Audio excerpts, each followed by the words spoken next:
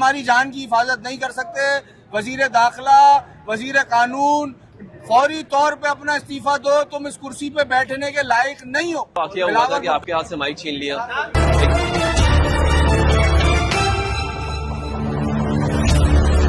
अस्सलाम वालेकुम नाजरीन, मैं आपका मेज़बान शाकार अली रज़ा उस प्रोग्राम के साथ जिसका नाम है आप क्या कहते हैं।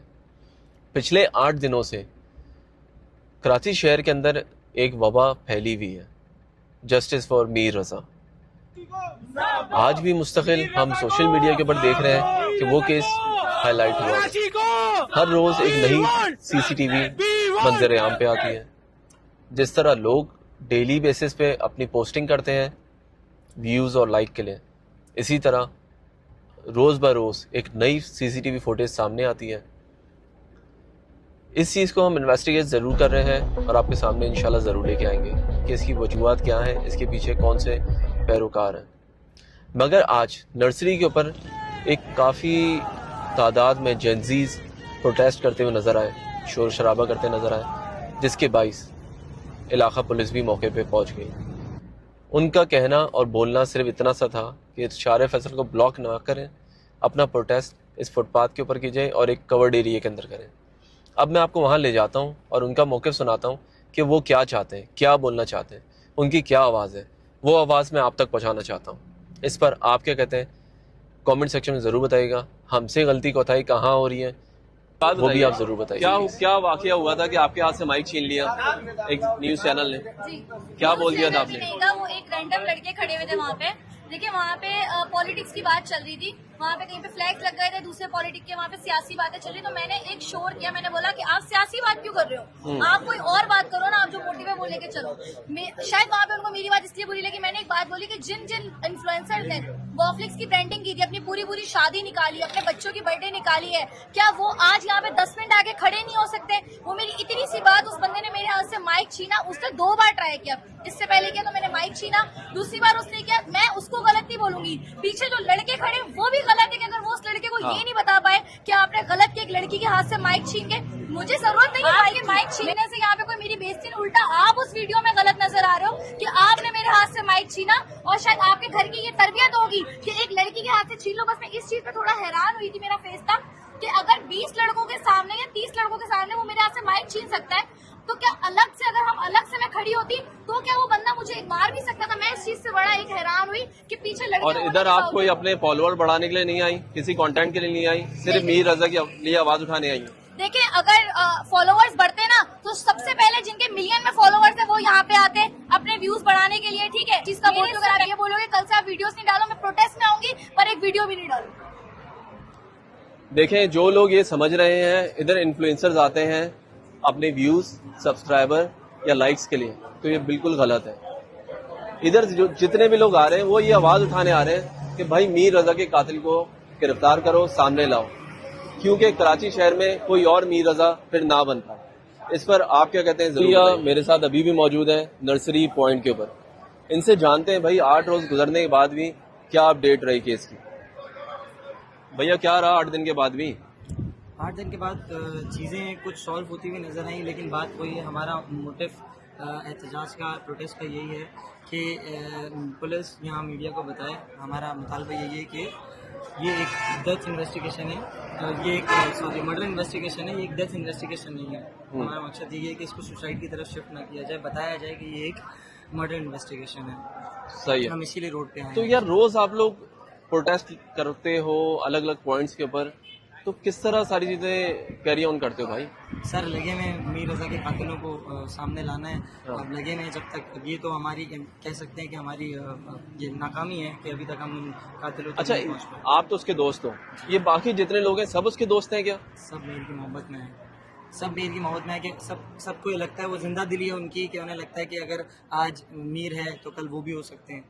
बहुत सारे लोग यहाँ ऐसे हैं जो बेमतलब आए हैं, उनका कोई मतलब नहीं है, उनके कोई मतलब व्यूज कोई चीज़ नहीं है, और सिर्फ मीर के लिए। पुलिस खड़ी हुई नजर आ रही है, या आपके वो प्रोटेक्ट कर रही है या खत्म कराने के लिए? हमें प्रोटेक्ट कर रही है। जब हमने यहाँ प्रोटेस्ट स्टार्ट किया था तो SHO भी हमारे पास आए थे, उन्होंने बड़े प्यार से हमें कहा कि आप जितना चाहें यहाँ पे आप प्रोटेस्ट कर सकते हैं, यहाँ से लेके कोने तक, लेकिन रोड बंद ना हो। उन्होंने सही है। आप किधर से आए सर?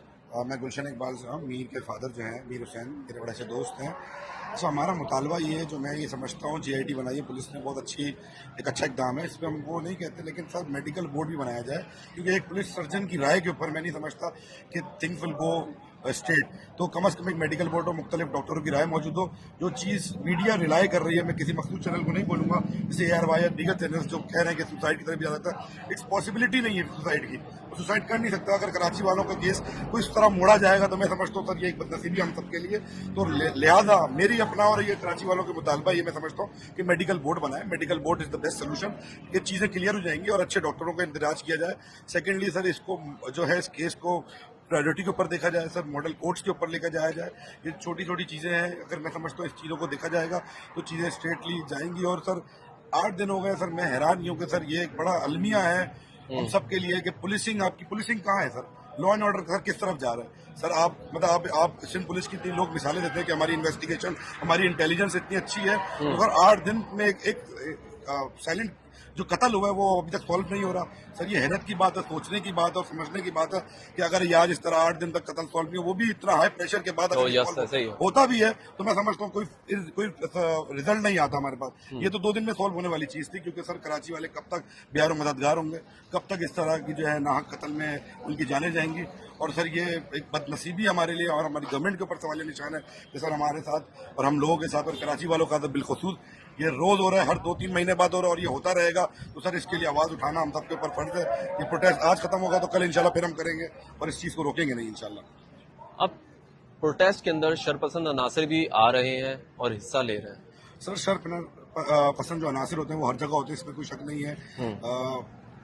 इनको अल्लाह खैर करे, इनको अकल आनी चाहिए कि सर हम किस कॉज के लिए खड़े हैं। जो कॉज है, जो कराची का कॉज है, उस कॉज के लिए खड़े हो, नहीं कि यहाँ तफरियां करें या एंजॉय करें। या बहुत सारे लोग ऐसे हैं जो सिर्फ अपने व्यूज के लिए, बहुत सारे लोग ऐसे हैं खुदा की तौबा है। और मैं आप देख रहे हैं नहीं, वो चीज़ अपनी जगह है, लेकिन अभी तक हमने ये चीज़ कोई फेस नहीं की कि शरपसंद अनासर और जो इस प्रोटेस्ट को खराब करें। हर कोई मीर के लिए आया है, कोई हाँ किसी का मतलब ये वो अपनी जगह है, कंटेंट क्रिएटर और व्यूअर्स वगैरह, ऐसी कोई चीज़ नहीं है। आपने जो है ना शरपसंद ऐसा कोई प्रोटेस्ट नहीं। तो अब मुझे एक बात बताया ना, अभी रात के पहर अगर पुलिस आपसे अपील दरखास्त इल्तिजा करती है कि इस प्रोटेस्ट को खत्म करें, आपको आना है, अब बिला झिझक कल दोबारा आई है, तो इस पे आप अमल करोगे? इसका मुतालबा शुरू से यही है, जब से 7 बजे से हम यहाँ पहुंचे थे, उन्होंने यही कहा कि प्रोटेस्ट बस रोड बंद ना किया जाए, पीसफुल प्रोटेस्ट यहाँ से लेके कोने तक भी करें, हम आपको खुद प्रोटेक्शन देंगे। जो सच्ची बात है, तो वो अभी भी ये नहीं कह रहे कि आपने प्रोटेस्ट खत्म करें, आप कह रहे पीसफुली आप बैठे इस जगह, बस रोड बंद ना करें। सही है जी भाई जान। इसमें छोटी सी बात ये क्लियर करना चाहूँगा कि हम पहले दिन से खड़े हैं, जब तक हमारे भाई को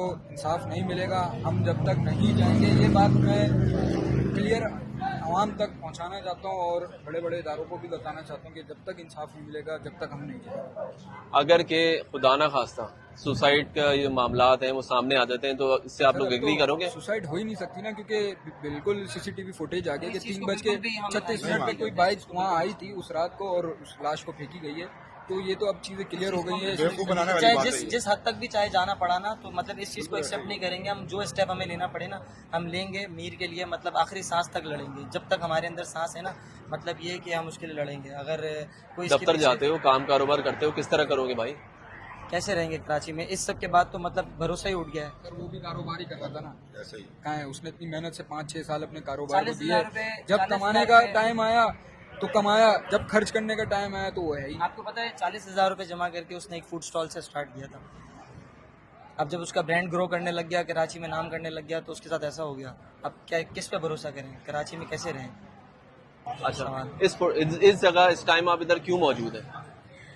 हम यहाँ पर इस वजह से मौजूद है क्योंकि हमारा सिस्टम फेल हो चुका है, हमें सेव करने के लिए।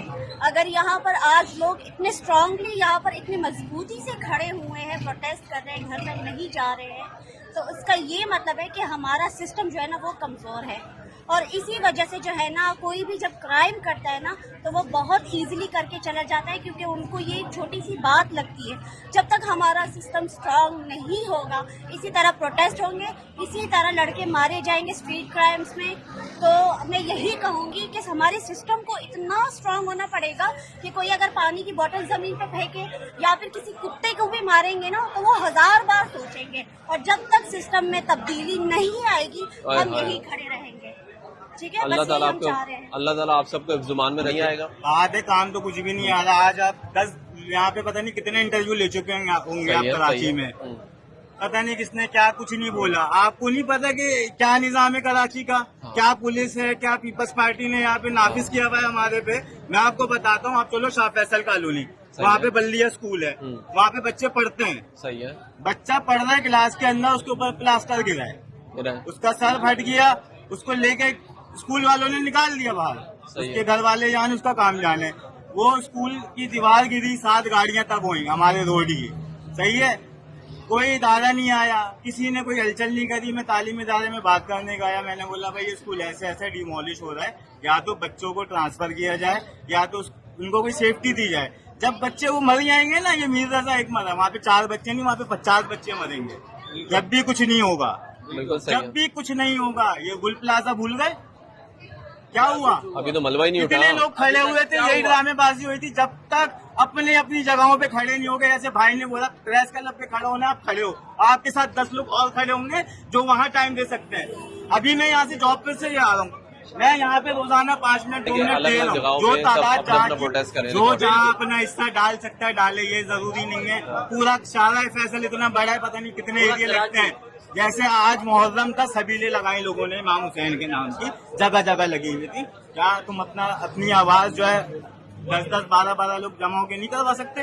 करवा सकते हो। जब करवाओगे तो ही मिलेगा।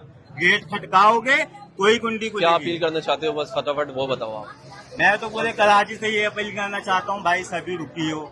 सबका कोई ना कोई मरा है, आज मीर मरा, कल मैं मरूंगा, ट्रक के नीचे आके मर गए। सबने सब कुछ बोला। अपना एहतिजाज तुम रिकॉर्ड करवा सकते हो, तुम्हारा हक है। अगर अल्लाह ना करे कोई तुम्हें मार भी दे तो भाई तुम जन्नत में ही जाना है तुम्हें, इंशाल्लाह। बस दुनिया दिखावा है, असल बात यह है जो सच है उसके साथ खड़े हो, अपने अपने हक के लिए खड़े हो। मैं तो बस यही कहना चाहता हूँ। टीवी पे देखा था इस वाकये के बाद। जी जी, इधर आने का मकसद क्या है? बस मीर के लिए। क्या चाहते हो? अपील, दरखास्त, इल्तिजा क्या करना चाहते हो? इंसाफ मिले। बिल्कुल। तो यार आप सब मिलके पुलिस और रेंजर्स आर्मी की मदद क्यों नहीं करते? केस को इन्वेस्टिगेशंस करने में आप लोग खुद क्यों नहीं हाथ बटाते हो? ये हमारी हुकूमत के ऊपर है भाई। उनसे जाओ, देखो, उनके साथ मदद करो। आप लोग भी जाके ह्यूमन इंटेलिजेंस को यूज कर सकते हो ना। कर सकते हैं, लेकिन अब हमारी हुकूमत के ऊपर है कि वो कैसे एक्शन लेते हैं। पुलिस है तो बेहतर काम वही कर सकती है, उनका काम हम नहीं कर सकते। जो उनके पास इंटेलिजेंस है वो हमारे पास हर चीज नहीं है। तो इंसाफ तो होगा, इंशाल्लाह होगा, उसी की हमें उम्मीद है। हम पहले दिन से खड़े हैं, आखिरी दिन तक खड़े रहेंगे। और ये जो सुसाइड की तरफ लेके जा रहे हैं, तो सरासर आप देखो ना, पीछे से गोली वो कैसे मारेगा, अपने आप को पीछे से गोली मारेगा।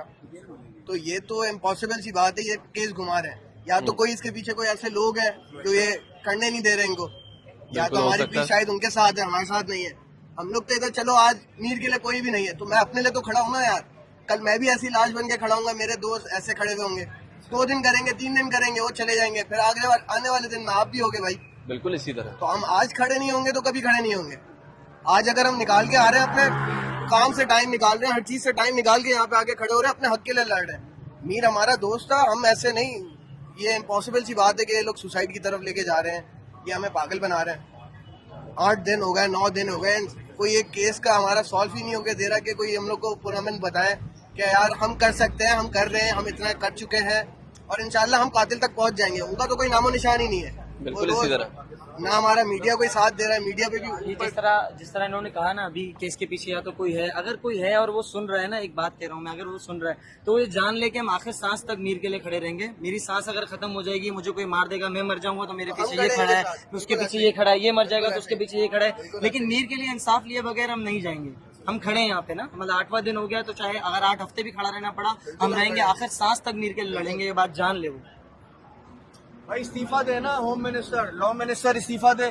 बिलावल भुट्टो जरदारी साहब से हम मुतालबा करते हैं, हमारी जान की हिफाजत की जिम्मेदारी वजीर दाखिला की है, वजीर कानून की है। सत्तू पी के सो रहा है वो, टैंकर के नीचे आके कुछ रह जाते हैं, मोबाइल छीन लिए जाते हैं।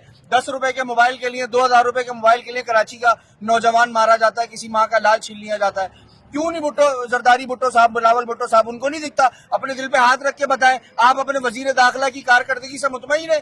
बिल्कुल आप नहीं है मुतमईन। हम मुतालबा करते हैं कि ज़ियाउल हसन लंजार साहब पहली फुर्सत में इस्तीफा दें। ये कुर्सी है, आपका जनाजा नहीं है। अगर आप कुछ कर नहीं सकते, घर जाए। कराची के बच्चे इसलिए पैदा नहीं करते कि वो ना कहानी ना हक मौत पे कत्ल कर दिए जाएं। मजाक बना के रखा हुआ है कराची वालों को यार, इसका मुंह खाया। देखें, ये जो लोग हैं ना, ये कोई स्क्रिप्टेड सवाल और जवाब नहीं है, ना इनके जवाब कोई सीखे हुए समझे हुए जवाबात हैं। इनके अपने दिल की ही आवाज है जो ये हमारे जरिए आप तक पहुंचाना चाहते हैं। खुदा के वास्ते कराची वालों को ताकत फराम कीजिए।